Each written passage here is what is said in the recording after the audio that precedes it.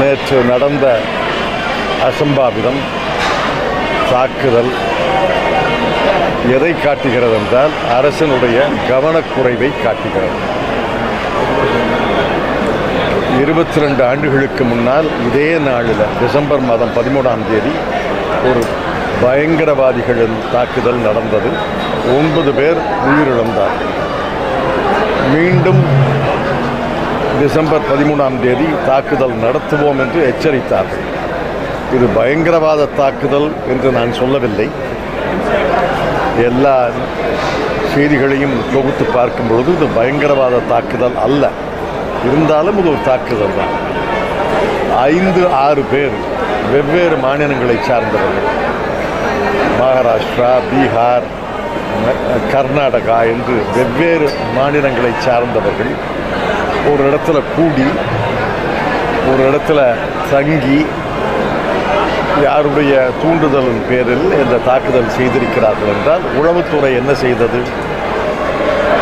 3 அடுக்கு பாதுகாப்பு, 4 அடுக்கு பாதுகாப்பு என்று சொல்கிறார்கள் ஒழிய எந்த அடுக்கும் இந்த தாக்குதலை தடுக்க முடியவில்லையே.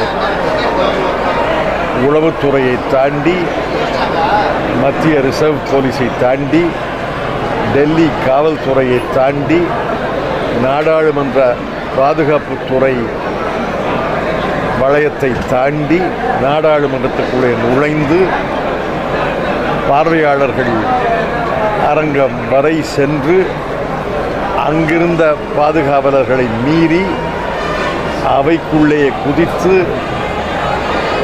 என்ன புகை என்று தெரியவில்லை, கண்ணீர் புகை என்று சொல்கிறார்கள். அந்த கண்ணீர் புகை வெடியை வெடிக்கிறார்கள் என்றால் இது முழுக்க முழுக்க அரசுடைய அங்கங்களுடைய கவனக்குறைவை காட்டுகிறது. வெவ்வேறு மாநிலங்களை சார்ந்தவர்கள் முகநூலில், ஃபேஸ்புக்கில் நண்பர்களாகி தாக்குதலை நடத்திக்கிறார்கள் என்றால் இது ஒரு 4-5 மாதங்களாக இதை திட்டமிடப்பட்டிருக்கோம். 15 அடி குதிப்பது என்பது எளிதல்ல. அது பயிற்சி பெற்றவர் தான் 15 அடி குதிக்க முடியும்.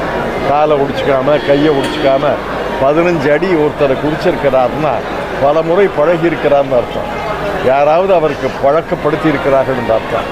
இதையெல்லாம் 4-5 மாதங்களாக பயிற்சி இல்லாமல், திட்டம் இல்லாமல் இந்த தாக்குதல் நடந்திருக்க முடியாது. மீண்டும் சொல்கிறேன், இது பயங்கரவாத தாக்குதல் அல்ல. யாரோ அரசியல் ரீதியாக எதிர்ப்பை தெரிவிப்பதற்காக இந்த தாக்குதலை செய்திருக்கிறார்கள். ஆனால் 5-6 மாதம் பயிற்சி இல்லாமல் இது செய்திருக்க முடியாது. 5-6 மாதங்கள் பயிற்சி, முகநூலில் அவரவர்கள் நண்பர்களாகிறார்கள். இதையெல்லாம் உளவுத்துறை கண்டுபிடிக்கவில்லையே, வியப்பாக இருக்கிறது.